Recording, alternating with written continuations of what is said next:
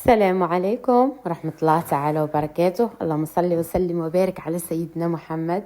اليوم مع مطلوع السميد، الله يبارك، خفيف ريشة بدون عجن بزاف، فقط بالتخمير مريح. يجي معاك مطلوع ناجح 100% ان شاء الله.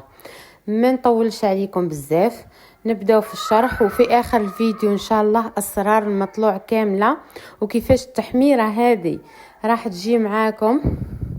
هيا نبداو مع بعضنا اخواتاتي، ما تنساوناش بدعمكم. نبداو. انا بديت 3 كيلات تاع سميد متوسط، انا درت المتوسط ما درتش الفينو، اغلبهم يديروا بالفينو.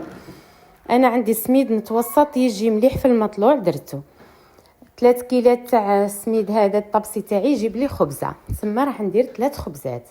حطيت مغرف كبيره تاع خميره الخبز، واذا حبيتي تزيدي شويه اختار في فصل الشتاء البرد، كاين اللي يدير مغرف ونص. انا داري سخونه درت مغرف، ومغرف سكر، نص مغرف معمره، نص مغرف تاع ملح، مغرف تاع الخل اللي نديرها في جميع المخبوزات اللي تعطيه خفه، ربع مغارف تاع الزيت. سر الطراوه المطلوع يبقى معاك ماهوش معلك بزاف هكذا وما يشيحش معاك، هذاك الزيت يعطيه طراوه حقيقيه.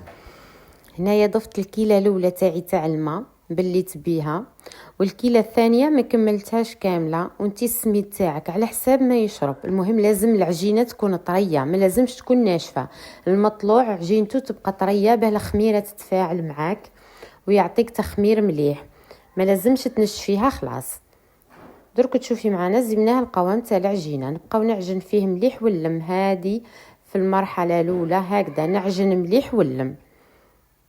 بعد ما لمو مليح تخليه بجي، خليته نص ساعه يتخمر في غرضو، ومن بعد جبدته معايا مامبا دلك خفيف، ما تسماش هذا عجن. مش المطلوع اللي تطولي فيه بزاف، قد ما تخليه يرتاح من نص ساعه لاكثر يجيك مخمر. مثلا انت راح تبداي في كوزينتك، ها باللي مطلوع تاعك خليه بجهه يرتاح شويه، انت تخدمي ساعه تضربي له دوره. هاد العمليه تعاوديها 2 مرات 3 كيما هاك، تدلكيه دلك خفيف وتخبيه، تلقايها خفيف ريشه ويطلع معاك بالخف. انا عاودتها كيما قلتي، خدمتي قدامي نخدم فيها وهو مخليته دور على دوره هكا 10 دقائق ولا نضرب له دلكه هكذا خفيفه وخلاص. مش لازم مجهود كبير هكذا، نقصي على روحك التعب هكذا. هنايا بعد ما رتاح معايا ودلكتو 3 مرات هكذيك، ونخليهم 10 دقائق رتاح.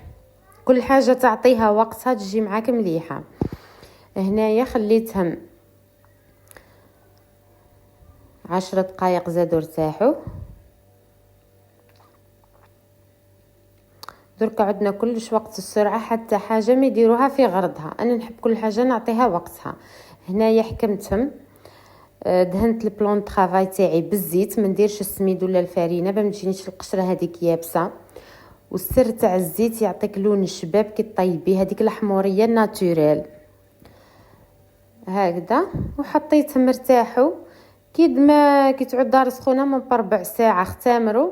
سخنت الطاجين تاعي وبديت نطيب فيهم كيما شوفي مثلا ما تعرفيش تهزيها وهي طريه، حطي تحتها بابي كويسون، حليها فوق البابي كويسون وحطيها تجيك ساهله كي تحطيها في الطاجين. كيما تبدا دير هذوك الفقاعات صغار نقلبوها هكذا، فهمتوا عليا؟ ما نخليوهمش حتى يطلعوا بزاف يفسدوا لنا الشكل تاع المطلوع هكذا. ونقلبوا بالجهه حتى تحمر معايا. يبقاو الاطراف برك، يا عندك شالي محمري بيهم، يا وقفيها هكذا وطيبي على الحواشي تاعها الجوانب تاعها، ولا ديريهم من تحت في الحاشيه الطاجين يحمروا لك. شوفوا كيفاه جات معانا هكذا. وشي راح يديلك وقت ما با ساعه يختمر مليح ويجي لك طري وخفيف، ولا تعليه ليه ويجيك تاع الفرينه.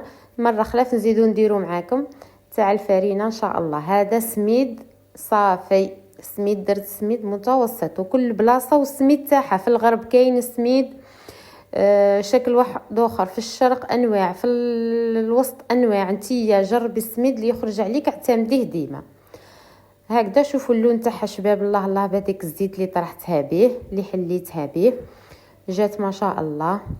نتمنى تجربوها. ما بخلت عليكم بوالو. الحاجه اللي نديرها راني عطيتها لكم. نتمنى ما تنساوناش بدعمكم، ومازالت وصفات اخرى ان شاء الله. ربي يدخل علينا رمضان بالصحه والهنا ان شاء الله يا ربي، لا فاقد ولا مفقود. والى الملتقى ان شاء الله. ما تنساوناش باللي جام اللي تعجبها الوصفه ان شاء الله تحط لنا جام.